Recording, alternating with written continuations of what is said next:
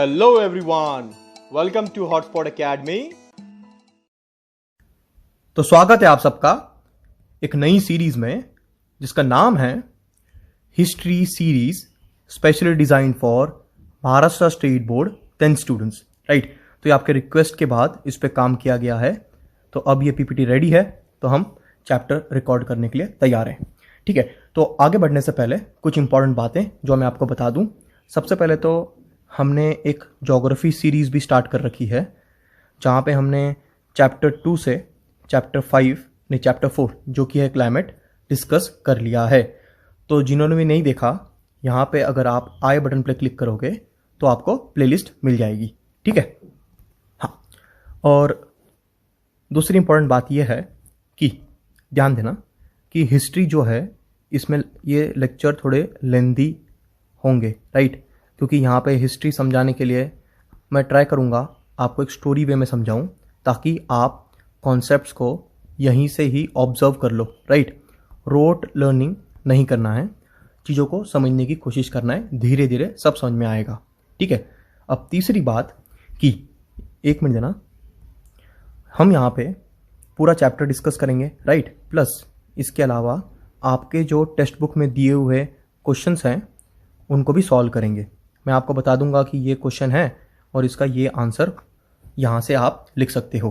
ठीक है, तो चलो चैप्टर को शुरू करते हैं, जो कि है हमारा फर्स्ट चैप्टर, जिसका नाम है historiography development in the West. अगर आप ध्यान से ध्यान दो यहाँ पे, तो इस चैप्टर के टाइटल में ही दो क्वेश्चन छुपे हुए हैं। सबसे पहले तो व्हाट इज हिस्टोग्राफी, राइट। फिर डेवलपमेंट क्या था और ये डेवलपमेंट का क्या नीड था, इससे क्या प्रोग्रेस हुआ, और फिर वेस्ट में ही क्यों, ईस्ट में क्या डिफरेंस था, राइट। तो हमारा सेकंड चैप्टर इस पे डिपेंड करेगा। तो ये सब चीज़ें हम यहाँ पे समझने की कोशिश करेंगे, इन सब का कंट्रीब्यूशन क्या था हिस्ट्री को एनहांस करने में और डिटेल समझने में। अब उससे पहले कुछ बातें समझना आप, ठीक है। एक मिनट देना, मैं इसको रब कर लेता हूँ। हाँ, बात यह समझना कि हिस्ट्री जो है हम 3 फेज़ में समझने की कोशिश करते हैं। नॉर्मल हिस्ट्री की बात करेंगे, पहले जो आएगा उसको हम प्रोटोटाइप बोलते हैं, राइट। प्रोटोटाइप हिस्ट्री या फिर प्रोटो हिस्ट्री बोलते हैं, फिर प्री हिस्ट्री बोलेंगे, और फिर आएगा पोस्ट हिस्ट्री। अब ये जो प्रोटो हिस्ट्री था, यहाँ पे कुछ डॉक्यूमेंटेशन नहीं हुआ था, राइट। कहीं पे कोई आपको डॉक्यूमेंटेशन, कोई बुक नहीं मिलेगी। हम इसको कैसे जानने की कोशिश करते हैं, थ्रू साइट्स।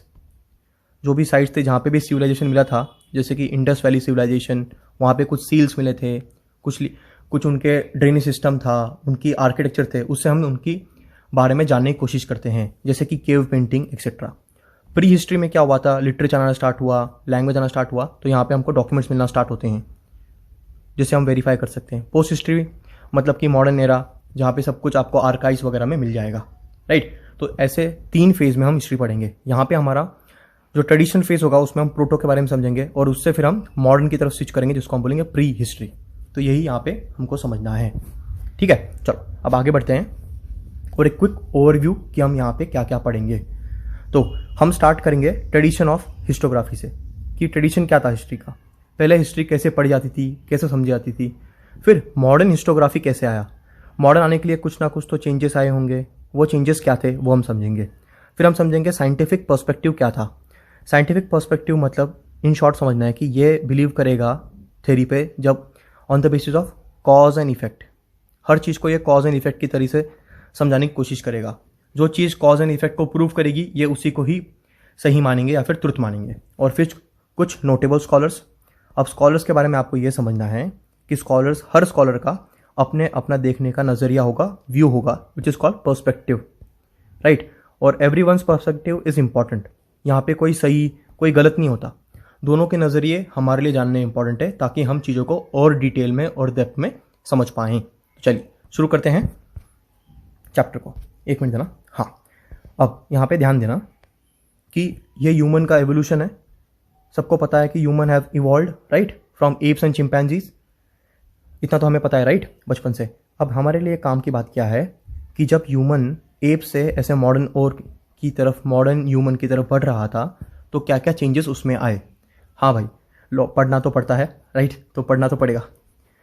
अब देखिए, पढ़ना आपको बस रटने के लिए नहीं है, नॉलेज ग्रैप्स करने के लिए, राइट। ताकि आपका विजडम एनहांस हो। अब यहाँ पे हम समझने की कोशिश करेंगे कि हिस्टोरियंस ने कैसे हमें हेल्प किया ये बातें को समझने के लिए।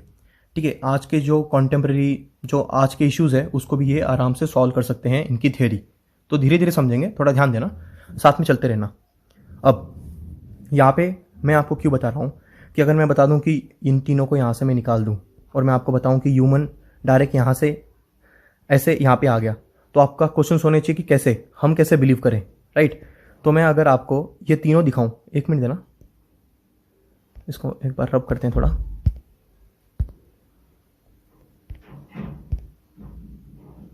हाँ, अब ठीक है। तो अगर आपको ये 3 फेज दिखे तो आप, हाँ, अब कुछ कुछ आपको रिलेट हो कर पा रहे हो आप चीज़ों को, राइट, कि हाँ कुछ रिलेशन आ रहा है इसमें, कि हाँ 4 लिम्ब से 2 पैर पे खड़ा होना स्टार्ट हुआ, फिर इसमें ब्रेन डेवलप होना स्टार्ट हुआ और आज ये मॉडर्न ह्यूमन है। तो हमको क्या समझा यहाँ से, क्रोनोलॉजी, कि ये फेजेस में कैसे डेवलपमेंट आया, राइट। और सेकंड हमारा इंपॉर्टेंट बात क्या है यहाँ पे समझना, कि समझो कोई अगर इंडिया में ऐसा ह्यूमन इवॉल्व हो रहा था, एवोल्यूशन हो रहा था फ्रॉम एप्स एंड चिंपैंजीज, तो क्या अदर कंट्रीज में भी सेम वे में उसमें एवोल्यूशन आ रहा था? क्या अफ्रीका में भी सेम चीज़ हो रही थी? क्या एशियन कॉन्टिनेंट में हर जगह पे सेम चीज़ हो रही थी? तो हमें यहाँ पे क्या बात समझना है कि जब भी हम हिस्ट्री पढ़े, हम तो पहले समझेंगे उनकी क्रोनोलॉजी, उनकी फेजेस क्या थे डेवलपमेंट के। सेकंड हम ये समझेंगे कि उनका इंटर रिलेशन क्या था दूसरे कंट्रीज़ में, कॉन्टिनेंट्स में और पूरे वर्ल्ड में, राइट। तो यही पूरा हिस्ट्री का इंटेंशन है। अब जैसे कि समझो कि हम कोई डायनेस्टी रूल के बारे में समझ रहे हैं। फॉर एग्जांपल यहाँ पे हम देखें छत्रपति शिवाजी महाराज, फिर रानी लक्ष्मीबाई, फॉर एग्जांपल इनका कंट्रीब्यूशन कहाँ पे था, first war of independence 1857, right. अब इनके साथ और ऐसे कितने राजा महारानी थे जिन्होंने फर्स्ट वॉर ऑफ इंडिपेंडेंस में कंट्रीब्यूशन दिया? उनके आपस में उनका कंसर्न क्या था? क्या सबने इंडिपेंडेंस के लिए लड़ाई लड़ी थी या किसी का कोई पर्सनल रीजन भी था? हमें समझना इंपॉर्टेंट है। अब छत्रपति शिवाजी महाराज के टाइम पे हम समझ सकते हैं कि गवर्नेंस कैसा था, राइट। जैसे कि अगर आपने ये मूवी देखी हो, एक मिनट देना, हाँ यहाँ पे ध्यान देना, अगर आपने ये मूवी देखी हो तानाजी, अब ये हमारे सब क्वेश्चन सॉल्व कर सकता है जो हमें समझना है। ये हमारे छत्रपति शिवाजी महाराज है, राइट। अब इनके बारे में समझने के लिए हमें समझना पड़ेगा कि ये किनके सन थे, इनके बाद किंगडम किसने संभाला, तो ये क्या हुआ, उनकी डायनेस्टी की क्रोनोलॉजी। सेकेंड, हमें ये समझना है कि उनके टाइम पे और कितने डायनेस्टीज थे, उनके ज़माने में और कितने डायनेस्टीज थे और उनका रिलेशन क्या था एक दूसरे के साथ। जैसे कि ये उदयभान सिंह राठौड़ थे, राइट, इनको औरंगजेब ने भेजा था पुरंदर पे कैप्चर करने के लिए। तो हमें यहाँ से क्या समझता है कि जब छत्रपति शिवाजी महाराज जब डायनेस्टी के रूलर थे, उस जमाने में मुगल के सम्राट कौन थे, औरंगजेब। तो ये क्या हुआ, उनका इंटर रिलेशन, उससे हम बता सकते हैं कि उनमें रिलेशन कैसे थे। और फिर हमारे तानाजी मारासुले, राइट, इनका इंपॉर्टेंट कॉन्ट्रीब्यूशन रहा पुरंदर सिंहगढ़ के, राइट, फोर्ट को लेके। तो ये सब हमें कैसे समझ में आता है, जब हम चीज़ों को थोड़ा ब्रॉडर व्यू लेके उनका इंटर रिलेशन समझ पाते हैं, राइट। तो यही सब है हिस्ट्री। तो हमने क्या समझा यहाँ से, ध्यान देना है, हिस्टोरिकल रिसर्च, राइटिंग, इन सब का मेन ऑब्जेक्टिव मतलब उनका मेन एम क्या है कि क्रोनोलॉजी समझे हम। एक मिनट देना, हाँ ध्यान देना। तो मेन हमारा एम क्या है, ऑब्जेक्टिव क्या है, हम क्रोनोलॉजी समझे। क्रोनोलॉजी मतलब कि ये कौन किसके बाद कैसे आया और उनका इंटर रिलेशन क्या था, आपस में रिलेशन कैसा था, वॉर कर रहे थे, ट्रेड कर रहे थे, इकोनॉमी कैसी थी, एक्सेट्रा। और ये कंटिन्यूस प्रोसेस है। जैसे कि हम मॉडर्न ह्यूमन के बाद अब मॉडर्न ह्यूमंस को लेके हमने रोबोट्स बना लिए, राइट, जो ह्यूमन की तरह सोच सकते हैं। तो क्या ह्यूमन का एवोल्यूशन रुका? नहीं, हम उसको और एनहांस करते जा रहे हैं, राइट। तो हमको क्या समझना है, history is a continuous process, ठीक है। तो अब आगे बढ़ेंगे, ध्यान देना। अब यहाँ पे ध्यान देना कि जैसे लैब के अंदर आप चीज़ों को एक्सपेरिमेंट कर सकते हो, आप बता सकते हो कि लिथिमस पेपर लेके कि एसिड है, बेस है, एक्सेट्रा। क्या आप हिस्ट्री में ऐसी चीज़ों को इस्तेमाल कर सकते हो, लैब का इस्तेमाल कर सकते हो? जैसे कि यहाँ पे मैंने कोई प्रोविजन किया, 1857 को मिक्स कर दिया पीपेट लेके ब्यूरेट में, एक्सेट्रा, और यहाँ से रिवोल्यूशनरीज, क्रांतिकारी निकल रहे, ऐसा कुछ पॉसिबल होगा? बिल्कुल नहीं, राइट। तो हिस्ट्री को हम साइंस की तरह नहीं पढ़ सकते लैब में एम्पिरियल एक्सपेरिमेंट्स के द्वारा। तो अगर ऐसा पढ़ना है तो आपको पॉसिबल कब होगा, जब आपके पास ऐसी कोई टाइम मशीन हो जहाँ पे आप सेट कर दो। जैसे कि मैंने यहाँ पे सेट कर दिया 1942 क्विट इंडिया मूवमेंट, तो मुझे पता चला गांधी जी मिल रहे हैं, क्रांतिकारी आ रहा है, ऐसा कुछ होना पॉसिबल है? नहीं, हमारे पास ऐसे कोई टाइम मशीन नहीं है।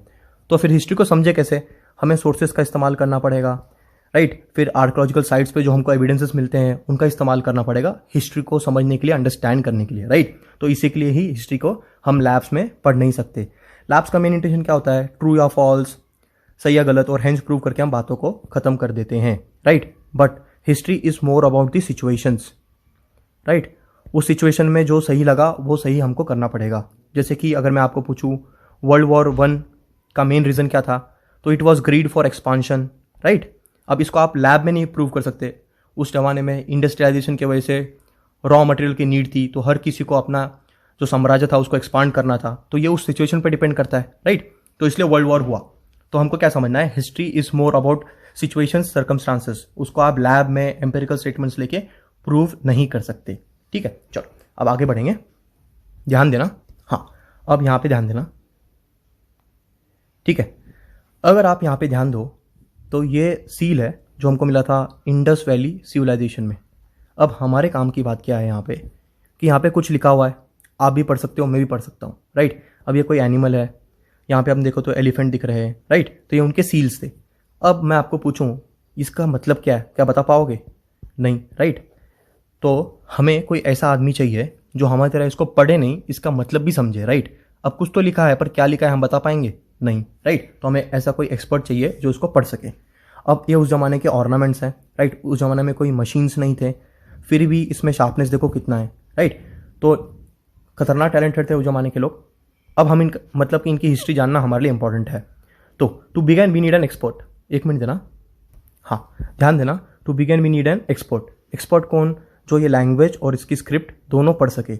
लैंग्वेज समझिए जैसे कोई हिंदी है, मराठी है, हम जिस स्क्रिप्ट में उसको लिखते हैं, मतलब कि हिंदी मराठी को आप अगर कंप्यूटर में लिखोगे तो आपको चाहिए देवनागरी स्क्रिप्ट, राइट। तो ये दोनों समझने वाला हमें कोई ऐसा एक्सपर्ट आदमी चाहिए जो हमें इसका रियल मीनिंग समझा सके, और मीनिंग से हम समझ सकते हैं कि उसका मतलब क्या था और हम हिस्ट्री के बारे में समझ सकते हैं, राइट। अब also expert can examine the authenticity. Authenticity मतलब कि ये ट्रुथ है कि नहीं। जैसे कि समझो आपके स्कूल से जब कोई नोटिस आता है कि कल से आपका समर वेकेशन शुरू है, आपको 30 डेज़ की हॉलीडे, तो आप उसको ऑथेंटिकेट इन्फॉर्मेशन मांग सकते हो, सही इन्फॉर्मेशन मांग सकते हो कि भाई कोई झूठ नहीं है, कोई व्हाट्सएप से फॉरवर्ड किया फेक मैसेज नहीं है, राइट।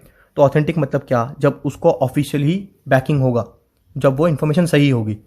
तो हमको कैसे पता चलेगा ऑथेंटिक है क्या नहीं? जब भी हमको कोई ऐसी सील मिलेगी, एक्सेट्रा मिलेगी, हम उसमें डिफरेंट क्राइटेरियाज लगा के उसका रियलिटी, उसका ट्रुथ चेक कर सकते हैं। क्या क्या तरीके हैं? तो कई क्राइटेरियाज है, जैसे कि उनके लेटरिंग की स्टाइल क्या थी, मतलब कि उनका स्क्रिप्ट क्या था, लैंग्वेज क्या थी, मैन्युफैक्चरिंग डेट हम ट्रेस कर सकते थे यूजिंग कार्बन डेटिंग, राइट। और फिर पेपर के स्टैम्प्स एक्सेट्रा, अथॉरिटी, ये सब चीज़ है उसको क्रॉस वेरीफाई करने की। अब यहाँ पे ध्यान देना कि such documents is further scrutinise. Scrutinise मतलब कि समझो 10 चीज़ लाके मैंने दे दी आपको, एक में थोड़े से गड्ढे, इसमें 4-5 हैं और ये फ्रेश है।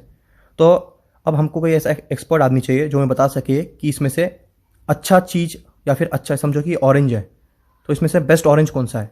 तो हमको ऐसा आदमी चाहिए जो इसको हमको हेल्प कर सके इसमें से सही ऑरेंज को जानने की। तो इसलिए हमको कोई एक्सपर्ट चाहिए जिनको इसके बारे में नॉलेज हो और जो हमें सही गलत का मतलब समझा सके, इसमें से अच्छा कौन सा है, बुरा कौन सा है, ये बता सके। तो इसके लिए क्या होता है, एक्सपर्ट चाहिए जो हमको ट्रुथ बताए, ना कि कोई फेक इन्फॉर्मेशन बताए, राइट। हम क्या बताए कि ट्रू इन्फॉर्मेशन क्या है। जैसे कि यहाँ पे देखोगे आप तो ये साड़ू के भाई साहब है, राइट। इनके हाथ में ग्लव्स है, इंपॉर्टेंट है। ये क्या चेक कर रहे हैं, फेक मेडिसिन है क्या नहीं। आप और मैं बता सकते हैं क्या? नहीं। ये क्यों बता सकते हैं? उन्होंने इनकी पढ़ाई की है, इनके पास इनका लॉजिक है, इनके पास इनकी अंडरस्टैंडिंग है, इसलिए ये हमें हेल्प कर सकते हैं कि ये सही है कि गलत है। तो ये सब काम किसका होता है? एक एक्सपर्ट का होता है। अब यहाँ पे अगर आप देखो तो ये है बेरिड मैन, ये हमको मिले थे इंडस वैली सिविलाइजेशन में। अब इसके आगे नहीं लिख पा रहा हूँ मैं। तो इनको उस जमाने का मोदी जी कहते हैं, राइट। ये बस ह्यूमर है, हाँ। चलो अब आगे बढ़ते हैं और चीज़ों को समझते हैं। अब various disciplines are useful in historical research. Various disciplines मतलब कि वेरियस फील्ड्स के लोग जब साथ में आएंगे तो हमें और डेप्थ में इंफॉर्मेशन मिलना स्टार्ट होगी। जैसे कि यहाँ पे ध्यान देना एक बार कि समझो, एक मिनट देना, हाँ। तो समझो कि अगर आपको कोई बैट मिलती है, आपको कोई ऐसी बैट मिलती है, तो या फिर कोई सील मिलता है जिस पे अ लिखा हुआ है, ठीक है। इनको छोड़ दो, बैट को सील मिलती है जिसमें अ लिखा हुआ है। अब हमको एक मेटलर्जी वाले कोई आदमी चाहिए जो बता सकते हैं कि इसमें गोल्ड है, सिल्वर है, कॉपर है, कौन सा मेटल है। फिर हमको एक लैंग्वेज पढ़ने वाला आदमी चाहिए, मैन्यूस्क्रिप्ट वाले आदमी चाहिए, फिर आर्कोलॉजी वाले आदमी चाहिए, राइट। तो ये सब क्या है, ये सब साथ में आएंगे। जब इनका इन्फॉर्मेशन प्रोवाइड करेंगे तो हमको और डिटेल में इन्फॉर्मेशन पता चलेगी, जिससे हम ट्रुथ सही क्या है वो हम जान सकते हैं, राइट। ट्रुथ की ओर बढ़ सकते हैं। तो फॉर एग्जाम्पल आर्कोलॉजी, मैन्यूस्क्रिप्टोलॉजी, एपिकोलॉजी, ये सब चीज़ें हैं। जिससे हमको सच मालूम पड़ सकता है डिटेल में। अब ये देखो, इनके बारे में पढ़ेंगे हम एल बाशम नेक्स्ट स्लाइड में। अब उसके पहले कुछ ध्यान देना, इंपॉर्टेंट बातें। हिस्टोरिकल रिसर्च का मेथड क्या है, कैसे कोई आदमी अपनी हिस्टोरिकल रिसर्च प्रेजेंट करता है। सबसे पहले writing of historical narrative. Important यहाँ पे क्या है, नरेटिव। नरेटिव से ध्यान रखना, कोई भी चीज़ जिसको हम डिटेल में एक्सप्लेन करेंगे या फिर उसका इंफॉर्मेशन प्रोवाइड करेंगे उसको हम बोलेंगे नरेटिव। ठीक है, नरेटिव मतलब डिटेल एक्सप्लेनेशन। हाँ, अब आगे बढ़ते हैं, 1 मिनट देना बस। हाँ, तो सबसे पहले क्या मेथड है कि एग्जामिनिंग दी रेलेवेंट रेफरेंसेस। आपको जहाँ से भी कुछ भी क्लूज एविडेंस मिल रहा है उनको एग्जामिन कीजिए आप आपके पर्सनल लेवल पे, और खुद से क्वेश्चन पूछिए, और जो आपको सही लगे उसको गैदर कीजिए, और फिर आपकी कंपैरेटिव एनालिसिस स्टार्ट कीजिए। जैसे कि समझो कि हमें एक सील मिला था इंडस वैली सिविलाइजेशन में का, और सेम हमको सील मिला है ईरान में, तो दोनों को कंपेयर कीजिए। क्या दोनों का लैंग्वेज सेम है, क्या दोनों का मेटल सेम है, क्या दोनों का वेट सेम है, क्या दोनों की एज सेम है। तो इससे हम बता सकते हैं कि शायद दोनों सेम है तो दोनों के बीच में कोई ट्रेड का रिलेशन रहा होगा, ईरान और इंडस वैली सिविलाइजेशन के बीच। तो इससे हम क्या करते हैं, कंपैरेटिव एनालिसिस करते हैं। फिर हर हिस्टोरियन कोई ना कोई कॉन्सेप्चुअल फ्रेमवर्क तैयार करेंगे उनकी थ्योरी लिखने के लिए। जैसे कि समझो कि आप कोई लेटर लिख रहे हो, ऑफिशियल लेटर, तो स्टार्टिंग में क्या होगा, टू लिखते हो आप, फिर सब्जेक्ट लिखते हो, फिर स्टार्टिंग में रिस्पेक्टेड सर एक्सेट्रा, फिर आपका बॉडी आएगा, फिर थैंकिंग यू योर्स फेथफुली। तो ये कुछ आपका लिखने का स्टाइल है, राइट। तो वैसे हर हिस्टोरियन का अपना कॉन्सेप्चुअल फ्रेमवर्क होता है जिससे वो अपनी थ्योरी को प्रपोज करते हैं। ठीक है, फिर जब हमने ये सब कर लिया तो हमको अपने क्वेश्चंस बनाने हैं। जैसे कि ये मिला था तो हमको हमारे क्वेश्चन होने चाहिए, क्या उस जमाने में लोगों को हिंदी मराठी आती थी, राइट, और आती थी तो फिर क्या क्या डॉक्यूमेंट्स उन्होंने लिखा है। तो ऐसे क्वेश्चन हमको खुद फ्रेम करने हैं ताकि हम सच या फिर ट्रुथ जान सकें। खुद ही क्रॉस क्वेश्चन करना है। जैसे कि आपने देखा होगा लॉयर जज के जो कोर्ट रूम में जब केस चलता है तो क्रिमिनल को लॉयर उल्टे पुल्टे सवाल क्वेश्चन पूछ के सच जानने की कोशिश करते हैं, राइट। वही सेम काम होता है हिस्टोरियन का। अब इसके बेस पे हमें क्या करना है, फॉर्मुलेटिंग दी हाइपोथेसिस। अब यहाँ पे हमने अज्यूम किया था क्या, जैसे कि हम मैथ्स में सॉल्व करने पहले हम अज्यूम करते हैं, राइट, x इक्वल टू 0, और फिर हम आंसर की तरफ जाते हैं तो हमको पता चलता है कि x की एक्चुअल वैल्यू क्या थी। तो यहाँ पे भी जब हमको मिला तो हमने अज्यूम किया कि शायद उनको हिंदी मराठी आती थी। उस बेस पे हमने क्वेश्चंस बनाना स्टार्ट किए। जब क्वेश्चंस के आंसर मिल गए तो हमने हमारी थ्योरी प्रूव कर दी, राइट। तो ये हमको हाइपोथेसिस बनाने पड़ते हैं, कुछ ना कुछ अज्यूम करना पड़ता है। फिर क्रिटिकली एग्जामिन। क्रिटिकल एग्जामिन मतलब कि जो भी आपने क्वेश्चन बनाए हैं आप उसको खुद ही काउंटर कर रहे हो, क्रॉस क्वेश्चंस कर रहे हो, और जब सबके आंसर मिल जाए मतलब आपके पास ट्रुथ है, सही इंफॉर्मेशन है। ये सब काम कौन करेंगे हमारे लिए, जो हिस्टोरिकल नैरेटिव लिखेंगे। हिस्टोरिकल नैरेटिव कौन लिखेंगे, वो लिखेंगे हिस्टोरियन। ठीक है, चलो अब आगे बढ़ेंगे, 1 मिनट देना। हाँ, अब समझते हैं कि ट्रेडिशन क्या था। अब उसके पहले एक बात समझना, हाँ यहीं पे समझते हैं। हाँ, उसके पहले बात समझना कि ट्रेडिशन ऑफ हिस्टोग्राफी क्या है। सो ट्रेडिशन क्या था, जहाँ पे हमें ऐसा कोई रिटर्न डॉक्यूमेंट्स कहीं पे नहीं मिले, तो हमने कई चीज़ों को यूज़ किया था इसके बारे में जानने के लिए। तो the writing of critical historical narrative. Narrative मतलब क्या, detail explanation, detail information, right. अब क्रिटिकल हिस्टोरिकल मतलब क्या, कि आपने खुद के ही थ्योरी को क्रॉस क्वेश्चन किया है, हर चीज़ को आपने समझा है, ना कि कोई फेक इन्फॉर्मेशन आपने समझ ली, व्हाट्सएप से आए हुआ ज्ञान को आपने सही इन्फॉर्मेशन मान के उस पर थ्योरी बना दी। ऐसा नहीं किया, आपने हर सोर्सेज को क्रॉस वेरीफाई किया है। इसलिए आप कभी भी देखो, कोई भी आप एनसाइक्लोपीडिया या फिर विकीपीडिया पे जाओगे, राइट, तो वहाँ पे नीचे में लिखा होता है सोर्सेस, कि उन्हें ये इन्फॉर्मेशन कहाँ से मिली, ताकि आप जाके फिर से क्रॉस वेरीफाई कर सकते हो कि जो भी बता रहे सच बता रहे कि नहीं, right. So writing of critical historical narrative is known as historiography. तो ये आपका पहला क्वेश्चन है, what do you understand by historiography. तो writing of critical historical narrative. Second, अब ये लिखने के लिए हमें कौन चाहिए, एक्सपर्ट चाहिए, जो लैंग्वेज समझ सकते हैं, स्क्रिप्ट समझ सकते हैं, हमें ट्रुथ बता सकते हैं, ऑथेंटिक इन्फॉर्मेशन दे सकते हैं। तो ऐसा काम करने वाले स्कॉलर को हम बोलेंगे हिस्टोरियन, राइट। अब फिर से ध्यान देना, मैं एक बार इसको रब कर लेता हूँ। हाँ, अब बात समझना कि जब भी कोई मूवी बनती है, राइट, उसमें एक हीरो होता है, तो हमारा मेन फोकस हीरो पे होगा। जैसे कि ये मूवी थी तानाजी, राइट। अब यहाँ पे मेन फोकस हमारे कौन थे, तानाजी पे फोकस था, राइट। अब शिवाजी महाराज भी थे इस पे, ये राठौड़ भी थे, औरंगजेब भी थे, पर हमारा मेन फोकस किस पे रहा, तानाजी के लाइफ पे, तानाजी का विजडम पे, तानाजी के बेवरी पे, राइट, और उनका क्या कॉन्ट्रीब्यूशन रहा, राइट। लाइन, राइट, तो सिंहा मतलब लाइन, तो इनके ऊपर हमारा मेन फोकस था। अब इसका मतलब ये था कि बाकी लोग इंपॉर्टेंट नहीं थे, नहीं, यहाँ पे मेन हमारा कैरेक्टर कौन थे, तानाजी। तो यही यहाँ पे बताने की कोशिश कर रहे हैं कि जब भी हिस्टोरियन अपने कोई नैरेटिव लिखेंगे, cannot include every past event in his narrative. वो हर किसी के बारे में डिटेल में नहीं समझा सकते, हाँ उनके इंट्रोडक्शन दे सकते हैं, डिटेल में नहीं लिख पाएंगे। डिटेल उनका मेन हीरो पे होगा, जो उसका मेन हीरो है, जिन पे वो स्टोरी बनी हुई है, जिन पे नैरेटिव लिख रहे हैं, उन पे मेन फोकस होगा। ठीक है, अब उसके बाद the inclusion and interpretation of historical events by historian often depends on conceptual framework. उन्होंने क्या सिस्टम, क्या स्टेप्स अपनाए हैं अपनी थ्योरी को लिखने के लिए, उस पर डिपेंड करेगा। अब जैसे कि ये आप देख रहे हो ए एल बाशम जी, इन्होंने हमारे एशियन इंडिया और हिस्ट्री और कल्चर पे इतना होलिस्टिकली, इतना डिटेल में इंफॉर्मेशन लिखा है कि आपको इसके अलावा और कुछ पढ़ने की जरूरत नहीं है। तो ये काम थे, एक हिस्टोरियन थे, खतरनाक हिस्टोरियन थे, मतलब कि इंडिया का हिस्ट्री इतना बेहतरीन तरीके से पढ़ाया है, बहुत ऑथेंटिक बुक है, राइट। इसको पढ़ना मतलब कि आपको 10 बार भी पढ़ोगे तभी भी आपको ये इनकम्प्लीट लगेगा, इतना डिटेल में इंफॉर्मेशन है। तो ये काम किसका होता है? हिस्टोरियन का होता है, ताकि वो सब कुछ डिटेल में अच्छे से हमें समझाएं। ठीक है, चलो अब आगे बढ़ेंगे। अब समझते हैं, अब एक बार इस केव को देखना, ये केव पेंटिंग है भीमबेटका की।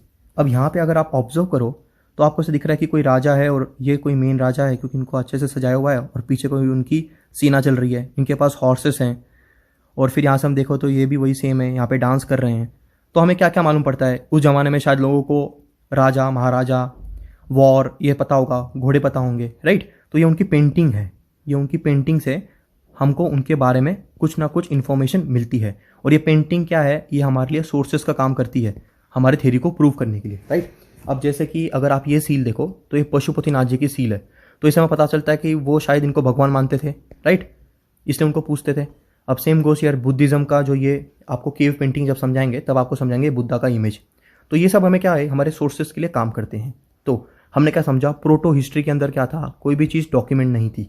जैसे कि it was not prevalent in ancient societies, ancient histories में चीज़ों को डॉक्यूमेंट करना प्रेवलेंट नहीं था, पर उन्होंने भी डॉक्यूमेंट की चीज़ों को। किस तरह से बता सकते हैं हम, Asian communities all over the world use various means like cave painting, जैसे ये पेंटिंग है। फिर पवाड़ास देखा होगा आपने, राइट, और जो शिवाजी महाराज के पवाड़े हम सुनते हैं, तो उनके बारे में हम क्या बताते हैं, हीरोइक इवेंट को नरेट करते हैं, राइट, कैसे मारा था, राइट, कैसे शिवाजी महाराज ऑलवेज राइज्ड, स्वराज को कैसे स्थापन किया था, एक्सेट्रा। तो ये सब क्या आते हैं, telling, singing songs, ballads, etcetera, this act as an sources for our history, right. हम हमारी थ्योरी प्रूव करने के लिए इनको यूज कर सकते हैं।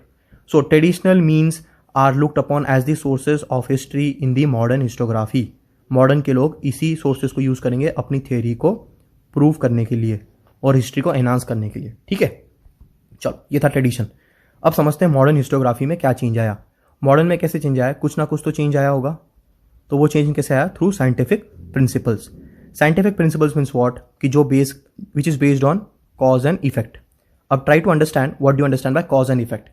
तो समझो कि now we are changing water to water vapour, right. तो थोड़ा ध्यान देना है। So now what is the cause, cause क्या है यहाँ पे, कि हमने वाटर को हीट किया, राइट, हमने वाटर को हीट किया, that's the reason it change to what, water effect, water vapour. तो ये क्या हुआ, उसका इफेक्ट। कॉज क्या था, हीट, इफेक्ट क्या हुआ, वाटर वेपर। तो क्या इसको रिवर्स कर सकते हैं, हाँ, इसको किसी तरह से कूल करने का बंदोबस्त कीजिए तो ये वापस वाटर बन जाएगा। तो hence our theory is proved. तो हम हिस्ट्री को अब इस प्रिंसिपल पे प्रूव करेंगे कि जिसका कॉज है उसका इफेक्ट भी होना चाहिए। जब दोनों को हमको आंसर मिल रहा है तो वी कैन से ये चीज ट्रुथ है या फिर सही है। ठीक है, अब जैसे कि साइंस की तरह से आप गॉड है कि नहीं प्रूव नहीं कर सकते, राइट, क्योंकि कॉज एंड इफेक्ट नहीं दिखता यहाँ पे, तो इसलिए साइंटिफिक प्रिंसिपल से आप गॉड को प्रूव नहीं कर सकते। पर एक बात समझना है, जब डॉक्टर फेल होते हैं, राइट, जब डॉक्टर बोलते हैं अब हमारे हाथ में कुछ नहीं, जो भी है सब भगवान के हाथ में, तो वहाँ पे फिर से स्पिरिचुअलिटी आती है। क्या आती है भाई, स्पिरिचुअलिटी आती है। तो इसके बारे में भी कभी आराम से पढ़ाएंगे, अभी तो हम खुद को यहीं पर रिस्ट्रिक्ट करते हैं। ठीक है, तो 1 मिनट देना।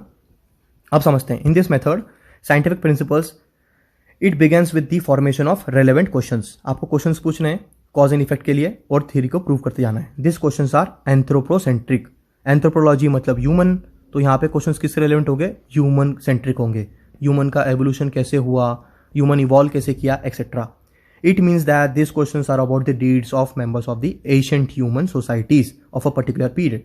अब इंपॉर्टेंट बात क्या है, history does not suggest any inter relation between divine and human. मतलब ये गॉड के बीच में कोई रिलेशन नहीं बताता। जैसे मैंने आपको पहले समझाया, साइंस से आप प्रूव नहीं कर सकते गॉड है कि नहीं, right, it's more about spirituality.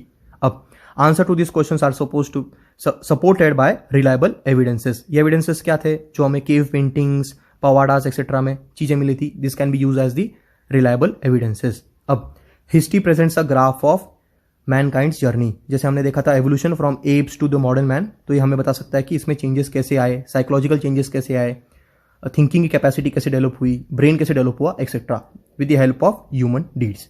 ठीक है, और ये एक तरीका होता है कार्बन डेटिंग का, जैसे कि हम यहाँ पे समझेंगे। यहाँ पे अगर हमें समझो कि इसका फॉसिल मिल जाए और किसी ने बताया कि वो डायनासोर है, राइट, तो हम ये चेक कर सकते हैं कि उसकी फॉसिल को ट्रेस करके कि उसकी एज क्या थी, एज क्या थी। अब एज पता चल जाए तो हम फिर थ्योरी से बता सकते हैं, आर्कोलॉजी लेके, जियोलॉजी से पूछ के कि शायद उस जमाने में थे कि नहीं डायनासोर्स, राइट। तो फॉसिल से हम उसका एज ट्रेस कर सकते हैं, जिससे हमें हिस्ट्री में और डेप्थ मालूम पड़ेगी। ठीक है, चलो अब आगे बढ़ेंगे। 1 मिनट देना। ये क्विक इन्फॉर्मेशन है आपके लिए कि ये हेरोडोटस थे जो ग्रीक के थे, जिन्होंने first time history word use किया था अपने बुक द हिस्ट्रीज में। ठीक है, 1 मार्क का एमसीक्यूज पूछा जाता है, तो you should be aware of this. अब थोड़ा आगे जाएंगे। ये सुमेर सिविलाइजेशन का इंस्क्रिप्शन है, जहाँ पे आप ऐसे कार्व आउट करते हो चीज़ों को। अब ये कोई फौज है जो जा रही है, राइट। सुमेर सिविलाइजेशन, मेसोपोटामिया, ये फर्स्ट इंस्क्रिप्शन है, अर्लीस्ट इंस्क्रिप्शन हम पढ़ेंगे। अब इसको कहाँ पे रखा हुआ है? इसको रखा हुआ है लॉर म्यूजियम में। कहाँ पे है ये है फ्रेंच में। कहाँ पे? ये फ्रांस में है।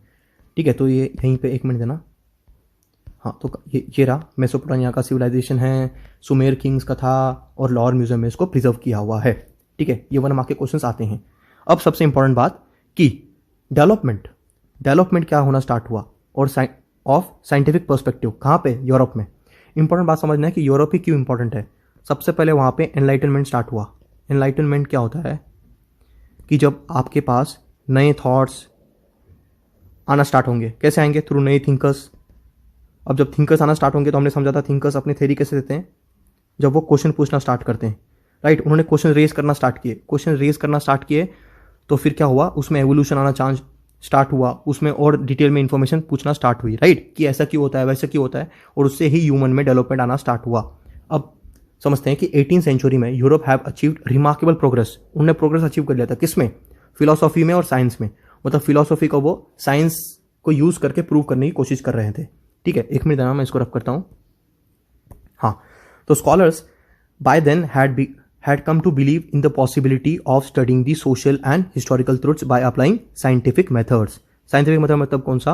Cause and effect method. ठीक है, cause and effect से हम हर चीज़ को प्रूव करने की कोशिश करेंगे। अब सबसे पहले कहाँ पे सेटअप हुआ था ये? 1737 common era Gottingen university founded in the Germany. Germany के अंदर एक यूनिवर्सिटी बनी, उसके अंदर सेपरेट डिपार्टमेंट बना for the first time, independent department for history, ताकि हम इस पर और रिसर्च और डेवलपमेंट, इसके आगे नहीं लिख पा रहा हूँ मैं, और रिसर्च और डेवलपमेंट हम कर सकें। ठीक है, और ह्यूमन की हिस्ट्री के बारे में और डिटेल में समझ सकें। तो ये था development of scientific perspective in Europe, right, और हिस्टोग्राफी। अब नोटेबल स्कॉलर्स हम स्टार्ट करेंगे। ध्यान देना, नोटेबल स्कॉलर्स के लिए आपको कुछ बातें समझनी है। ठीक है, सबसे पहले तो हमें बात समझना है कि स्कॉलर्स क्या होंगे। हर स्कॉलर का अपना अपना देखने का नजरिया होगा, अपना अपना व्यू होगा, अपना अपना पर्सपेक्टिव होगा, राइट। अब आपको बायस नहीं बनना है कि ये सही है ये गलत है, दोनों व्यू हमारे लिए इंपॉर्टेंट है, ताकि हम क्या समझ सकें? ट्रुथ समझ सकें। जैसे अगर आप देखो कि भगवान में बिलीव नहीं करते, कोई लोग बिलीव करते कोई नहीं करते, दोनों का व्यू इंपॉर्टेंट है ताकि हम असली बात समझ सकें, राइट। तो यही काम होता है हिस्टोरियंस का। तो उनको जज नहीं करना है, आपको उनका व्यू देखना है, आपको पसंद आए तो ठीक है, वरना उसको डिस्कार्ड कर देना है, राइट। अब मुझे एक बात याद आती है, 1 मिनट देना, मैं बताता हूँ, उसको रब कर लेता हूँ एक बार। 1 मिनट, ये क्या हो रहा है? ठीक है, हाँ, तो एक बात मुझे जो याद आती है, जैसे कि बुद्धिज्म के बारे में हम कभी पढ़ेंगे आराम से, but Buddha is known as the light of Asia. ये वेस्ट के लोगों ने उनको ये उपाधि दी थी कि वो लाइट है एशिया की। क्यों दी थी? देखो, इसको रिलीजन के साथ रिलेट नहीं करना है, कास्ट के साथ रिलीज नहीं करना है, हमको एज एन विजडम के तौर पे इसको पढ़ना है कि हमें इससे क्या सीखने मिलता है। तो बुद्धा ने 3 टीचिंग दी थी इंपॉर्टेंट। सबसे पहले टीचिंग क्या थी उनकी कि जो भी आपको कोई कुछ बता रहा है, जैसे कि मैं आपको बता रहा हूँ, तो पहले तो आपको इसको केयरफुली सुनना है, ऑब्जर्व करना है, ये फर्स्ट स्टेप है। सेकंड स्टेप में क्या करना है, आपको उसको इंप्लीमेंट करके देखना है आपके लेवल पे। जैसे मैंने आपको कहा कि व्हाट्सएप के मैसेज को आपको डायरेक्ट फॉरवर्ड नहीं करना चाहिए, आपको उसको क्रॉस वेरीफाई करना चाहिए। तो पहले तो आपने ये केयरफुली सुना, फिर आपने उसको इंप्लीमेंट किया। समझो किसी ने बोला कि जो नॉर्मली चलता है व्हाट्सएप पे कि हमारा नेशनल एंथम को अवार्ड मिला XYZ, तो वो फेक है कि नहीं, आपने उसको क्रॉस वेरीफाई किया तो आपको पता चलेगा ऐसा कुछ है ही नहीं। तो फिर आपने उसको इंप्लीमेंट किया। फिर तीसरा, अगर कहीं पे भी आपको लगा कि जो भी मैं आपको बताऊं सब गलत है, तो पूरा सबको काउंटर कर देना है या फिर गलत मान लेना है। अगर तीसरे स्टेप में आपको लगा कि ये आपके लिए सही नहीं है, आपको सही इन्फॉर्मेशन नहीं मिल रही, तो कंप्लीटली डिस्कार्ड इट। तो ये किसका बात थी? ये थी गौतम बुद्ध की, राइट। इसलिए वो बुद्धा बन गए, राइट। सिद्धार्थ से गौतम बुद्धा की जर्नी कभी आराम से पढ़ेंगे, बहुत मज़ेदार है, यूथ को पढ़ना चाहिए। अब हमारे लिए काम क्या है, मुझे क्या बताना था आपको यहाँ पे कि कोई भी पर्सपेक्टिव को आपको ये 3 नज़र से दिखना है। अगर आपके लिए काम करता तो ठीक है, वरना उसको साइड में कर देना, बट क्रिटिकली उसको ये नहीं बोलना है कि ये फालतू है एक्सेट्रा, राइट। अब यही हमें समझना है यहाँ पे, ध्यान देना, बस 1 मिनट देना। हाँ, तो स्टार्ट करते हैं हमारे पहले स्कॉलर से। अब देखो, ये स्कॉलर्स के बारे में जो बुक सब हम पढ़ेंगे, उससे पहले एक बात याद रखना कि मैंने एंड में ना ऐसे यहाँ पे ये स्कॉलर्स की बुक कौन सी थी, उनकी आइडियोलॉजी क्या थी, उनके बारे में इंपॉर्टेंट फैक्ट्स क्या है, इनका सबका समरी बना रखा है ताकि आप लास्ट में रिवाइज कर सको। ये कहाँ पे आपको हेल्प करेगा? मैच द फॉलोइंग में 1 लाइन क्वेश्चन जो पूछे आते हैं उसमें आपको इजीली हेल्प करेगा, राइट। अब इनके बारे में थोड़ा डिटेल में समझेंगे हम, राइट। तो स्टार्ट करते हैं पहले स्कॉलर से, जिनका नाम है रेने डेस्कार्ट्स, राइट। अब इनकी थ्योरी क्या थी? पहले बात तो इनको ये समझना है, इनका बोलने का मकसद क्या था कि ही वेरीफाइज द रिलायबिलिटी, कि आप कितना रिलायबल हो, ऑथेंटिकेट हो of historical documents by critically examining them. मतलब कि उसको आप खुद ही काउंटर करो क्वेश्चन पूछ के, जब तक आपको ट्रुथ, सच नहीं मालूम पड़े। हर किसी का क्या मकसद है कि वो ट्रुथ जाने, राइट। धरती कैसी बनी थी, अंडा की पहले चिकन, जो क्वेश्चन चलता रहता है वो तो चलो ऐसे टाइम पास चलता है, बट ऐसे हर क्वेश्चन पूछे नहीं आने चाहिए आपको सही मालूम पड़ने के लिए, राइट। तो आपको क्वेश्चन खुद पूछते आना है, काउंटर करते आना है, जब तक आपको ट्रुथ नहीं मालूम पड़े। इनके बुक का नाम क्या था? डिस्कोर्स ऑन द मेथड, ये उनके बुक का नाम है, डिस्कोर्स ऑन द मेथड। अब इनका मेथड क्या था रिसर्च का? नेवर एक्सेप्ट एनीथिंग, कोई भी चीज़ को ट्रू मत मानो। जैसे व्हाट्सएप पे कोई भी इन्फॉर्मेशन आ जाए, फेसबुक व्हाट्सएप यूनिवर्सिटी चलती है आजकल, मतलब किसी को भी कुछ पता नहीं होता, बस फॉरवर्ड कर देते हैं, और वो एक गलत फॉरवर्ड से क्या होता है, कभी कभी राइट्स, मॉब लिंचिंग हो जाती है। तो सोचो कितनी बुरी बात है। समझदार लोगों को ये डिफ्रेंशिएट करना नहीं आ रहा। तो ये बात ये भाई साहब कितने पहले बता के गए थे कि never accept anything for true until all grounds of doubt are excluded. जब तक आपके सब डाउट क्लियर नहीं होते तब तक क्वेश्चन पूछते जाइए और डाउट क्लियर करिए, तब तक उसको सच मत मानिए। जैसे कि हम समझो कि ये यस नो के हम कोई क्वेश्चन सॉल्व कर रहे हैं जिसमें समझो 4 ऑप्शन है, ABCD। अगर आपको सही आंसर पता है A है तो आपने मार्क के चले गए, टिक। पर आपको सही आंसर नहीं पता है तो आप क्या करोगे? एलिमिनेट करते जाओगे। हाँ भाई, D नहीं हो सकता, C नहीं हो सकता, B नहीं हो सकता, और जो बच जाएगा वो आपका सही आंसर है। तो इन्होंने क्या कहा, जब तक आपके सब डाउट क्लियर नहीं हो जाते तब तक वो थ्योरी को आपको नहीं मानना चाहिए, राइट। चलो, ये थे रेने डेस्कार्ट्स। अब आते हैं इंपॉर्टेंट आदमी पे, ये है वोल्टेयर भाई साहब, राइट। अब इनका नाम फ्रेंकोइस था। हमारे लिए इंपॉर्टेंट क्या है, ये फ्रेंच के थे और इनको फाउंडर कहा जाता है मॉडर्न हिस्टोग्राफी का। अब ये आपका क्वेश्चन भी है, क्वेश्चन नंबर 3 जो बोलता है, why is Voltaire said to be the founder of modern historiography? क्यों, ऐसा क्या इनका कॉन्ट्रीब्यूशन था, इनका क्या पर्सपेक्टिव था? सबसे पहले उनका एक ओपिनियन था कि ऑब्जेक्टिव ट्रूथ और क्रोनोलॉजी, जो हमने पढ़ा क्रोनोलॉजी और इंटररिलेशन, ये तो जानना इंपॉर्टेंट है, पर इसके अलावा हमें और भी चीज़ें जानना इंपॉर्टेंट है। जैसे कि वहाँ का सोशल ट्रेडिशन कैसा था। जैसे कि आज हम देखते हैं सोसाइटी में तो एक अपर क्लास है, एक मिडिल क्लास है, राइट, और फिर एक लोअर क्लास है, फिर लोअर क्लास में फर्दर डिवीजन है, BPL, APL। तो ये क्या उस जमाने में भी था ऐसा, राइट। ट्रेड कैसी थी, इकोनॉमी कैसे था, एग्रीकल्चर कैसे करते थे, क्या उस जमाने में ट्रैक्टर थे, मॉडर्न मशीनरी थी, कुछ था। तो हमको रियल चीज़ मालूम पड़ेगी। उन्होंने कहा कि किंग के अलावा किंगडम के बारे में भी जानना इंपॉर्टेंट है, was equally important in historiography. अब इन्होंने क्या दिया, एक नया पर्सपेक्टिव दिया, राइट, कि हमको कैसी चीज़ों को देखना है। इसलिए उनको कहा जाता है द मॉडर्न, एक मिनट देना, इनको क्या कहा जाता है, फाउंडर ऑफ मॉडर्न हिस्टोग्राफी, ठीक है। तो अब मैं यहाँ से अज्यूम करता हूँ कि आपको समझा होगा इनको मॉडर्न हिस्टोग्राफी क्यों कहा जाता है, राइट। चलो अब आगे बढ़ेंगे। अब ये क्वेश्चन है, इसको आप इजीली सॉल्व कर सकते हो। It may be said that dash was the founder of modern historiography. कौन थे ये दोनों के बारे में तो पढ़ा नहीं, ये दोनों के बारे में पढ़ा है। कमेंट सेक्शन में शर्माने बिना आराम से आंसर बता देना क्या है, ठीक है। और आपके कोई क्वेरी हो, कोई क्वेश्चन हो तो उसको भी पूछ लेना वहाँ पे, ठीक है।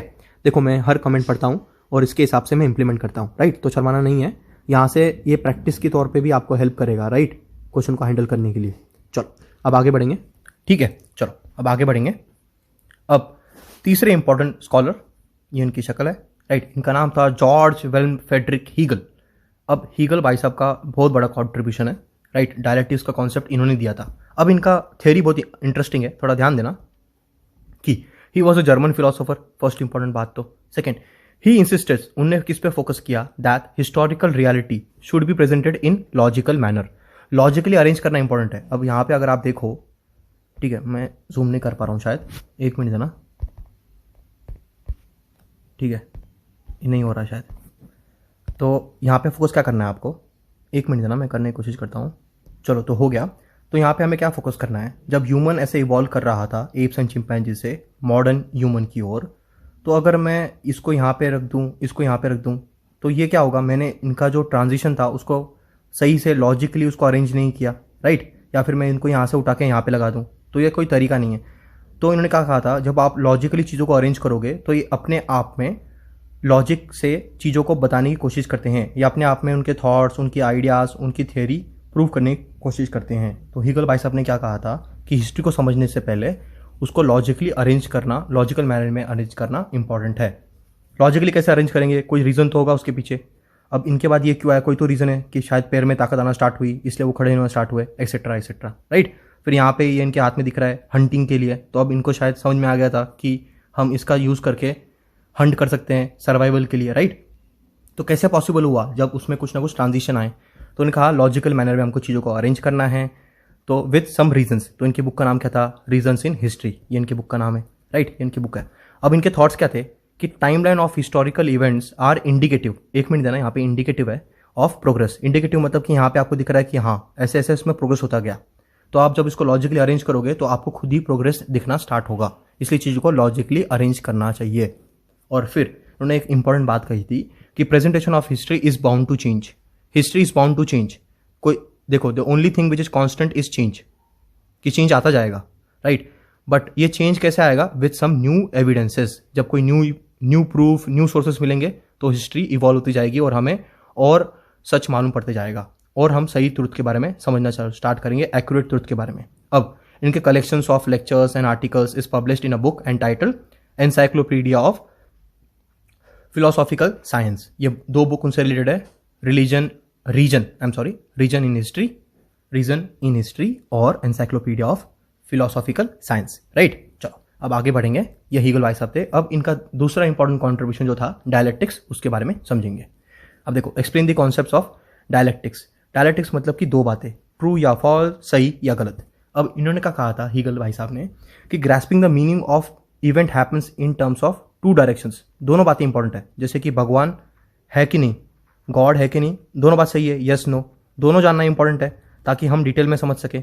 और जब हम दोनों बातें समझेंगे तब ही ह्यूमन उसके बारे में डिटेल में समझ सकता है। जैसे कि मैं आपको कहूँ कि चॉकलेट, थोड़ा शॉर्टकट लिखूंगा मैं, चॉकलेट खाने से, देखो यहाँ पे लिखते हैं, जैसे कि चॉकलेट, यहाँ पे नहीं लिख पा रहा हूँ, चॉकलेट। तो चॉकलेट के दो एंगल है, खाना सबको अच्छा लगता है, यस, पर ज़्यादा खाओगे तो आपके दांत गिर जाएंगे, तो ये भी गलत बात है। तो हमको क्या करना है, लिमिट करना है। तो दोनों बातें जानना हमारे लिए इंपॉर्टेंट है कि चॉकलेट खाना तो जरूरी है पर उसको लिमिट में खाना भी इंपॉर्टेंट है। तो दोनों बातें जब समझेंगे तो हम चीज़ों को अच्छी तरह से कॉम्प्रीहेंड कर पाते हैं। तो इनकी थ्योरी यही थी कि human mind cannot understand true nature of the event, true nature नहीं समझ सकते हो without understanding the opposites. For example, सही गलत क्या है, गुड बैड क्या है, एक्सेट्रा। तो in order to understand true nature of a thing one needs to know both true and false, similarly good and bad. तो यही method, this method of analysis which is based on opposites is known as dialectics. तो dialectics मतलब क्या है, एक चीज के दो एंगल से उसको समझना, दो पर्सपेक्टिव रखना ताकि हम सही चीज को समझ पाए और उसका सिंथेसिस कर पाए। अब इनकी थ्योरी है, एक मिनट देना, मैं इसको रब करता हूं तो आपको डिटेल में समझा सकूं। अब देखो, इन्होंने कहा था कि जो भी ऐसी थ्योरी प्रपोज करेगा उसको कहा जाएगा थीसिस, उसको कहा जाएगा थीसिस। जैसे कि, एक मिनट देना, थोड़ा कलर भी चेंज कर लेते हैं। हाँ, थीसिस मतलब क्या, देखो कि आपने एक मूवी देखी होगी MS धोनी, राइट, या फिर हमारे पहली मूवी तानाजी, या फिर MS धोनी। यहाँ पे MS धोनी में फोकस था, राइट। अब मेन इंपॉर्टेंट बात क्या है यहाँ पे कि धोनी से आप समझो कि जो आदमी इस पे थीसिस दे सकते हैं कि समझो कि लोअर ऑर्डर में 12 रन चाहिए आपको, ठीक है, और आपके पास बॉल कितने हैं, आपके पास बॉल है समझो 4। तो अगर धोनी है तो यू कैन रिलाई कि हाँ हम मैच जीत सकते हैं, राइट। तो उन्होंने अपनी एक थ्योरी दी जिसमें उन्होंने लिखा कि Dhoni is the best finisher, ठीक है। अब किन्होंने, किसी भाई साहब ने इनको काउंटर किया, क्या किया, इनको काउंटर किया। हाँ, तो किसी ने इनको काउंटर किया, उन्होंने कहा नहीं, अगर वर्ल्ड कप देखो आप, तो वहाँ पे धोनी 1 डाउन आए थे, 3rd नंबर पे आए थे और उन्होंने वहाँ पे भी मैच जिताई थी, वहाँ पे भी विन थे। तो इन्होंने कहा था कि he can play best in the middle order. तो ये इनका क्या था, इनका ये काउंटर थीसिस था। इन्होंने कहा कि वो फिनिशर नहीं, वो मिडिल ऑर्डर में भी बेस्ट खेलते हैं। तो फिर हमने क्या किया, दोनों का बात समझी और हमने ये सिंथेसिस किया कि भाई वी कैन से कि he is one of the best batsman. तो हमें क्या मिला, ये हमको एक थ्योरी मिली जिसको हम बोलेंगे सिंथेसिस। मतलब कि क्या था, पहला पर्सपेक्टिव था कि जहाँ पे उन्होंने बोला कि he is the best finisher और कुछ नहीं। फिर दूसरी पर्सपेक्टिव आए, उन्होंने कहा नहीं, मिडिल ऑर्डर में बेस्ट खेल सकते हैं। हमने दोनों की इन्फॉर्मेशन यूज़ की और एक थर्ड थ्योरी दी जिसको हमने कहा कि he is the one of the best batsman, right. तो यही है इनकी बात। तो यहाँ से समझते हैं हम कि in this method of theory propose at the beginning it is called as thesis. उसको कोई काउंटर करेगा, कॉन्ट्ररी करेगा, उसको क्रॉस क्वेश्चन करेंगे और थ्योरी प्रपोज करेंगे, उसको कहा जाएगा एंटीथीसिस। दोनों को मिला के हम एक थ्योरी देंगे, उसको बोलेंगे हम सिंथेसिस। अब इससे सबसे क्या हो रहा है, हमारी हिस्ट्री इवॉल्व हो रही है, हमको डेप्थ में इंफॉर्मेशन मिल रहा है, इसको हम क्या कहेंगे, डायलेक्टिक्स। तो आपकी जो पीएचडी होती है, राइट, पीएचडी जो होती है वो आपको ऐसे ही मिलती है। You have to propose some theory, some thesis, उसको कोई काउंटर करेंगे एंटीथीसिस, जब दोनों के साथ में आ जाएंगे उससे मिलेगा हमको सिंथेसिस, राइट। चलो अब आपको इतना समझा होगा और ये आपका क्वेश्चन है, now you can handle this, right. चलो आगे बढ़ेंगे, 1 मिनट देना। हाँ, अब ये लियोपोल्ड रैंक इंपॉर्टेंट है, ध्यान देना। रैंक भाई साहब, ये इनकी शक्ल है। अब ये साउंड के से बहुत रिलेट करते हैं अपनी थ्योरी को। उन्होंने क्या कहा था कि ही spoke about the critical method. Critical method मतलब कि क्रॉस क्वेश्चन करना है, लॉयर की तरह क्रिमिनल को क्वेश्चन पूछते जाइए जब तक आपको सच नहीं मालूम पड़ता। So he spoke about the critical method of historical research. He put emphasis on utmost importance on the original document. अब जहाँ पे साळुंखे भाई साहब की आप बात करो तो ये ऐसे एस्ट्रोलॉजी बाबा इनके पास नहीं जाते कि बताओ भाई क्रिमिनल कौन है। ये किस पे आते हैं, जहाँ पे मर्डर हुआ, राइट, वहाँ पे सही इन्फॉर्मेशन कलेक्ट करने के लिए आते हैं, राइट। अब यहाँ पे देखो, किसी का फिंगरप्रिंट होगा तो उन्होंने हाथ में ग्लोव्स पहन रखे हैं ताकि वो डिस्टॉर्ट ना हो, सही इन्फॉर्मेशन के पास जाओ। जो विक्टिम का साइट है जहाँ पे मर्डर हुआ, राइट, वहाँ पे सब देखो सील किया जाता है ताकि वहाँ के सब प्रूफ्स उनको प्रिजर्व कर सके। तो इनका भी यही मतलब था, अगर आपको हिस्ट्री जाननी है तो आपको ओरिजिनल डॉक्यूमेंट्स पे ही रिलाई करना पड़ेगा। और फिर उसको आपको ही stated that all types of documents associated with the historical event need to be examined with greatest care. मतलब कि उसको खराब नहीं करना है, राइट। जैसे आपने फील्ड विजिट अगर चैप्टर थोड़ा बहुत पढ़ा हो तो वहाँ पे हमने क्या समझा है, हिस्टोरिकल प्लेसेस को हमको जाके डिस्टॉर्ट नहीं करना है, वहाँ पे नाम नहीं लिखना है, खराब नहीं करना है, उसकी नेचुरल ब्यूटी मेंटेन करनी है। सेम यहाँ पे उन्होंने ग्लव्स क्यों पहने, ताकि इसके ऊपर कोई फिंगरप्रिंट हो तो वो डिस्टॉर्ट ना हो। और क्या जानने की कोशिश कर रहे हैं, ये फेक मेडिसिन है कि नहीं। तो यही बात है कि हम सच जान सकते हैं। यहाँ पे वो फेक मेडिसिन जानने की कोशिश कर रहे हैं, यहाँ पे हम ट्रुथ। और ये सब क्यों कर रहे हैं, इनडायरेक्टली क्रिमिनल को पकड़ने के लिए, राइट। यहाँ पे हम क्यों कर रहे हैं, टू नो दी ट्रुथ क्या है ये जानने के लिए हम ये कर रहे हैं। He believe that it is with this method it was possible to reach the historical truth. सच जान सकते हैं हम अगर हमने ये सब चीज को फॉलो किया। He criticise the imaginative narrative. जैसे कि हम अगर कहीं पे देखें मर्डर हुआ था तो लोग ऐसा अज्यूम करते हैं भाई वो तो यही हुआ था, वो ही हुआ होगा, एक्सेट्रा, अलग अलग अज्यूम करते हैं हम, राइट। तो उन्होंने कहा कि ये ऐसे अज्यूम नहीं करना है, फिक्शन वाली जिंदगी नहीं जीनी है कि कोई तो राजा महाराजा आएंगे और हमें बचाएंगे, चांद में से कोई तो आएगा। बी प्रैक्टिकल, चीज़ों को प्रैक्टिकली एनालाइज करो। प्रैक्टिकली एनालाइज करोगे तो आपको सच जानना ज़्यादा पॉसिबल है, राइट। अब इनके कलेक्शंस, 1 मिनट देना। हाँ, so collections of his articles published in 2 books, 2 book इनसे एसोसिएटेड है। First the theory and the practice of history and the secret of world history. तो इन्हें कहा था कि ये इमेजिनेटिव है, इसको बंद करो, प्रैक्टिकली बातें समझो, उस पर केयर करो और ओरिजिनल डॉक्यूमेंट पे ट्रस्ट करो, ठीक है। अब बढ़ते हैं आगे। अब समझते हैं कार्ल मार्क्स के बारे में। अब थोड़ा ध्यान देना, ये बहुत इंपॉर्टेंट है, राइट। इन्होंने जो थ्योरी दी थी आज तक वो रेलेवेंट है, आज भी उसको क्रिटिसाइज कर सकते हो, उसके बारे में पढ़ सकते हो, आपको इंस्पायर करेगी, राइट। तो ये is the father of sociology, right. अगर हम बोलें तो इनका सोशियोलॉजी में बहुत इंपॉर्टेंट कॉन्ट्रीब्यूशन है। सोशियोलॉजी क्या है, सब आराम से पढ़ेंगे। 1 मिनट देना, मैं एक बार इसको रब कर लेता हूँ, ठीक है। हाँ, तो in the later 19th century new school of thought, नया स्कूल बना दिया इन्होंने, नया perspective arouse keeping in mind the view thesis formulated by the Karl Marx. ये कोई बाबा थे उस जमाने में के जिन्होंने इतनी बड़ी बातें बता दी थी जो आज भी रेलेवेंट है। अब explain the Karl Marx class theory, ये सब कुछ समझाऊंगा मैं, आराम से ध्यान देना। इनकी बुक थी डस्ट कैपिटल। अब आते हैं यहाँ पे।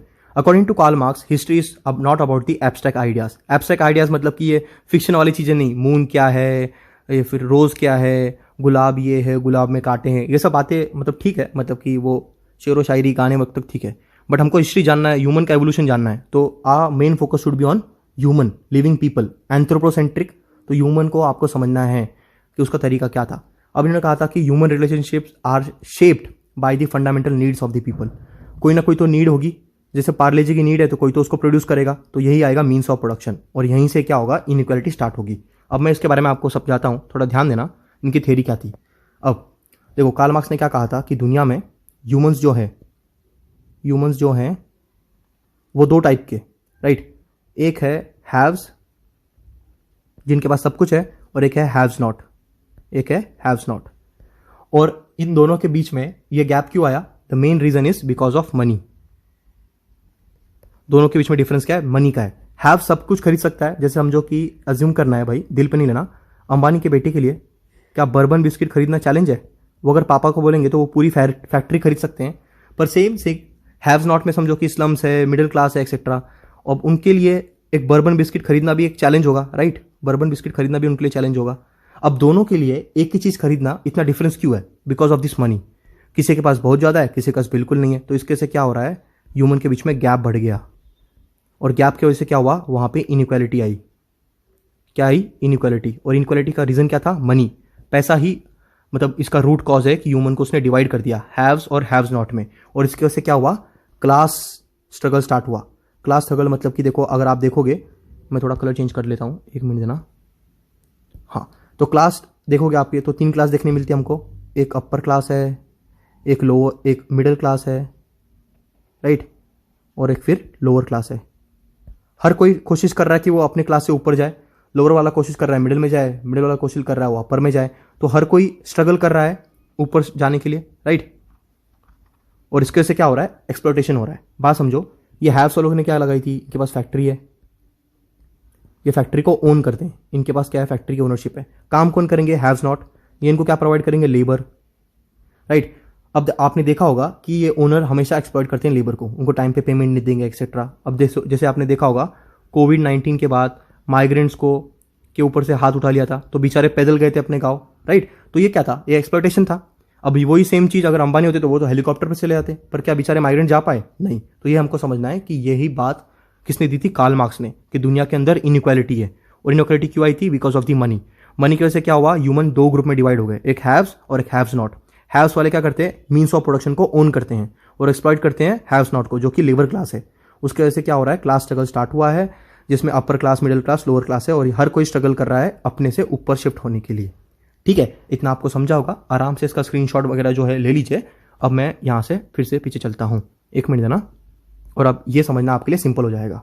जैसे कि मीन्स ऑफ प्रोडक्शन कौन ओन करेंगे, हैव्स वाले, राइट। यहां पे लिख नहीं रहा, ठीक है, हैव्स। सो द एक्सेसिबिलिटी मतलब कि सबके पास इक्वल अपॉर्चुनिटी है क्या, बर्बन बिस्किट खरीदने की? नहीं। The accessibility of this means to different state of society. Strata मतलब कि class, upper class, lower class, etcetera of the society may be not be equal. May not be equal, definitely there is an inequality. Ambani के लिए challenge है, पर वो slums वालों के लिए, अंबानी के लिए बिल्कुल चैलेंज नहीं, वो फैक्ट्री खरीद सकते हैं।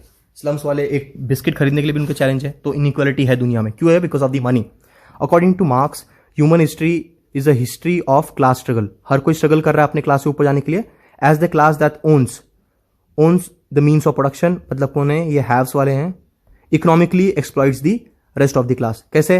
जिनकी फैक्ट्री होगी वो प्रॉफिट लेंगे, और लेबर क्या लेंगे, बस सैलरी, और सैलरी उनको टाइम पे नहीं मिलती, एक्सेट्रा एक्सेट्रा। तो इसके वजह से क्या हो रहा है, एक्सप्लॉइटेशन हो रहा है किसका, रेस्ट ऑफ द क्लास का। ये कहां पे लिखा था उनकी बुक ने, डस कैपिटल। तो बहुत खतरनाक थ्योरी थी ये। आई गेस आपको समझा होगा अभी कार्ल मार्क्स की थ्योरी क्या है, क्लास स्ट्रगल क्या है, राइट। डिटेल में समझा है, नहीं समझे तो फिर भी do let me know in the comment section, फिर कुछ और तरीके से समझाने की कोशिश करते हैं, राइट। चलो अब आगे बढ़ेंगे और चीज़ों को समझेंगे, ठीक है। तो एक नई स्कूल स्टार्ट हुई, न्यू स्कूल ऑफ थॉट। कहाँ पे स्टार्ट हुई? फ्रांस में, 20th सेंचुरी में, is known as the Annales school. ये एनल स्कूल थी। अब इन्होंने फोकस क्या किया, उन्होंने कहा कि हमने तो अभी तक बस ये राजा महाराजा डायनेस्टी इनके बारे में समझा, मतलब हमने अभी तक बस किंग के बारे में समझा। इंपॉर्टेंट क्या है, उनका किंगडम, उनके किंगडम के बारे में भी समझे। जैसे कि अगर अमीर के बारे में पढ़ रहे हो तो गरीब के बारे में पढ़ो, उनके ऊपर क्या बीती होगी, उनका लाइफ कैसे था, वो कैसे इवॉल्व किए, ये भी तो जानना हमारे लिए इंपॉर्टेंट है। तो ये किसने स्टार्ट किया था, एनल स्कूल ने। So it was recognise now history is not only about the political events, kings, great leaders and accordingly politics, diplomacy and wars, but also about the climate. अब climate का इन पे तो कोई फर्क नहीं पड़ेगा, बट ये बेचारे डूब जाएंगे, राइट? तो इन पे कैसी बीती होगी, ये कैसे सर्वाइव कर पाए, ये जानना इंपॉर्टेंट है। लोकल पीपल कैसे थे, क्या उनमें भी क्लास स्ट्रगल था, सोशल डिवीजन था, अपर class, lower class, middle class, जैसे कि वर्ना सिस्टम था हमारे पास वैदिक कल्चर में, राइट? तो हमें कैसे मालूम पड़ेगा वो लोकल के बारे में कैसा पर्सिक्यूशन था। जैसे कि हम देखेंगे शूद्रास को पर्सिक्यूट किया जाता था, वैश्यास को पर्सिक्यूट किया जाता था, राइट? तो ये हमें कैसे समझेगा, जब हम इनके गवर्नेंस, जो लोकल पीपल है उनके बारे में, आम आदमी के बारे में पढ़ना स्टार्ट करेंगे। जैसे एग्रीकल्चर, खेती कैसे होती थी, ट्रेड कैसे था, मीन्स ऑफ कम्युनिकेशन कैसे थे, क्या उस जमाने में सोशल मीडिया था, एक्सेट्रा, तो लोग कम्युनिकेट कैसे करते थे, etcetera etcetera. And their collective psychology, ये इंपॉर्टेंट है, क्या उस जमाने में लोगों को उतना ही टेंशन था जितना आज है, राइट? ये भी जानना हमारे लिए इंपॉर्टेंट है। क्या उस टाइम पे लोग हार्ट अटैक से मरते थे जो अब मर रहे हैं, राइट? ये सब बातें हमें समझना है in historical times, started by the French historians. ठीक है, चलो अब फेमिनिस्ट हिस्टोग्राफी। फेमिनिस्ट मतलब क्या, कि ये बिलीव करते हैं इक्वालिटी या फिर equal opportunity for both men and women, दोनों बराबर हैं, राइट? क्योंकि इंडिया में देखो, वर्ल्ड में देखिए, पूरी जो वर्ल्ड है that is a male dominated society, male perspective है, इसको बोलते हैं हम क्या, पेट्रियार्की। तो इनका नाम था सिमो। देखो, feminist historiography means restructuring of the history from the perspective of women. Women के नजरिए से, वुमेन के थॉट से दुनिया को देखने की कोशिश करो। उसको हमेशा बांधा जाता है, एजुकेशन में देखिए, यहाँ पे देखिए, वहां पे देखिए, फ्रीडम नहीं मिल पाता, तो they are fighting for their equal rights, इसलिए इसको बोलते हैं feminist historiography. So the writing of Simone de Beauvoir, अभी ये सिमोन डी ब्योर ये फ्रेंच है, ठीक है, तो इसको ऐसे ही प्रोनाउंस करते हैं, सिमो हम समझेंगे, ये सिमो जी। अब help in establishing the fundamentals of feminism. Feminism means what, a theory or a fight for equal rights for women, right? She was from French. अब क्या समझना है, the feminist historiography emphasise not only on inclusion, कि women को आप include करो in history, but also rethinking of the male dominated society. हर जगह पे देखिए आपने मेल डोमिनेटेड सोसाइटी बना सकी है। अब एक सिंपल एग्जांपल बताता हूं मैं आपको फटाफट। अगर घर की डोल किसने बेल रैंग की, राइट, किसने गेट बजाया, तो हम क्या पूछते हैं, कौन आया, हमने पूछते कौन आई। फिर घर में अगर गेस्ट आए तो चाय कौन बनाता है, नॉर्मली योर मॉम, राइट? तो देखिए मेल, मतलब कि मेल डोमिनेटेड सोसाइटी हर जगह पे मिलेगी। इंपॉर्टेंट पोस्ट पे आपको नॉर्मली जो है बस मेल ही दिखेंगे, राइट? तो ये सबसे बड़ी बात है कि हमको अब ये हाई टाइम है कि हम विमेन को भी इक्वल अपॉर्चुनिटी दे। तो इन्हें स्टार्ट किसने किया था, सिमोन जी ने। अब in the historical writings in 1990 women were portrayed as the independent social class. अब देखोगे आपने कि इंडिया में भी कई स्कीम चलती है, जैसे बेटी पढ़ाओ बेटी बढ़ाओ, राइट? ये सब स्कीम्स क्या है, ताकि हम वुमेन को अपलिफ्ट कर सके, उनको भी इक्वल अपॉर्चुनिटी दे, राइट? चलो अब आगे बढ़ते हैं। अब ये लास्ट हमारे थिंकर है, ये भाई साहब है, थोड़े टेक्निकल ज़्यादा थे, ये माइकल फोकोल्ट नहीं बोलते इसको, फोको इन प्रोनाउंसिएशन है when comes to French, but rest depends on you.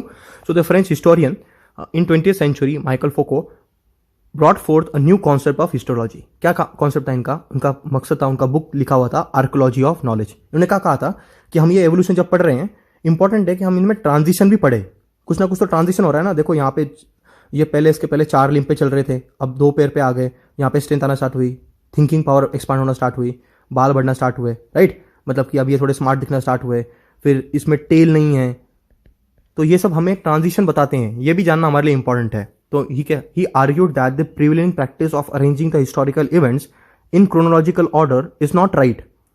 Explaining the transition in the history is more important. ये ट्रांजिशन कैसे आया, क्या इस जमाने में, इस फेज में लोगों को टेंशन था, यहाँ पे टेंशन था, बिल्कुल नहीं था, पर इस जमाने में देखो लोगों को हार्ट अटैक से मर रहे हैं, तो ट्रांजिशन कैसे आया, मेन रीजन क्या है, मनी, राइट, ग्रीड, राइट, और स्टेटस, ये सब कुछ खा दिया आदमी को। हाँ, तो फोको सब्जेक्टेड दी सो फार अनएक्नॉलेज्ड, आज तक जो एक्नॉलेज नहीं किया गया था, उस एरियाज को एक्सप्लोर करने की बात की, जैसे कि सच एज साइकोलॉजी, कि यहाँ पे टेंशन था, नहीं यहाँ पे है, क्यों आया, समझना इंपॉर्टेंट है। फिर साइंस ऑफ मेडिसिन, इस जमाने में लोग अगर बीमार होते थे तो मेडिसिन कैसे इलाज करते थे, राइट? जैसे कि महर्षि पतंजलि, फिर चरक संहिता, ये सब थोड़ा वेदास है, कभी आराम से पढ़ेंगे हम इनके बारे में, ठीक है? इनमें सब कुछ आराम से डॉक्यूमेंट किया हुआ है। फिर प्रिज्म, उस जमाने में अगर कोई कुछ क्रिमिनल था तो उनको कैसे ट्रीट किया जाता था, एक्सेट्रा, टू हिस्टोरिकल एनालिसिस। अब इनकी बुक का नाम क्या था, his called his method as the archaeology of knowledge. अब ये पूछा हुआ है आर्कोलॉजी ऑफ नॉलेज किसने लिखा, आपको याद आना चाहिए माइकल फोको या फिर फोकोल्ट, जो भी आपको सही लगे, ठीक है? अब देखो, dash wrote the book entitled the archaeology of knowledge. अभी आराम से आप बता सकते हो, कमेंट सेक्शन को यूज करना है, आराम से बताते जाना है आंसर, ठीक है? शर्माना नहीं है। अब यहाँ पे हमारा होता है चैप्टर खत्म। अब 1 मिनट देना, ये कुछ फटाफट हम इसके बारे में समझेंगे। जैसे कि रेने डेस्कार्ट्स का बुक का नाम क्या था, डिस्कोर्स। क्या कहा, कोई भी चीज़ को कंप्लीटली थ्रू मत मानो। जैसे वोल्टायर, इंपॉर्टेंट फैक्ट क्या है, इस called the father of modern historiography. उन्होंने क्या किया था, इसको ओवर ब्रॉडर कर दिया था कि किंग के अलावा किंगडम के बारे में भी समझना इंपॉर्टेंट है। फिर हीगल, इंपॉर्टेंट क्या दिया था, डायलेक्टिक्स। फिर उनका कॉन्सेप्ट क्या था कि लॉजिकल मैनर में अरेंज कीजिए, चीज़ें बताने की कोशिश करेंगे। फिर ये लिपोर्ड, वॉन रैंक, ये थे हमारे साउंड के कि केयर कीजिए हिस्टोरिकल ट्रूथ के बारे में एक्सेट्रा। 1 मिनट देना। और फिर ये रहा कि कार्ल मार्क्स का क्या था बुक का नाम, डास कैपिटल। उनको नया स्कूल स्टार्ट किया था, इनइक्वालिटी एक्सप्लॉयटेशन की बात की थी। Simone, feminist approach. फिर माइकल फोको, आर्कोलॉजी, राइट। तो ये सब हमारा चैप्टर था, ये कुछ सब कुछ यहाँ पे समराइज किया हुआ है।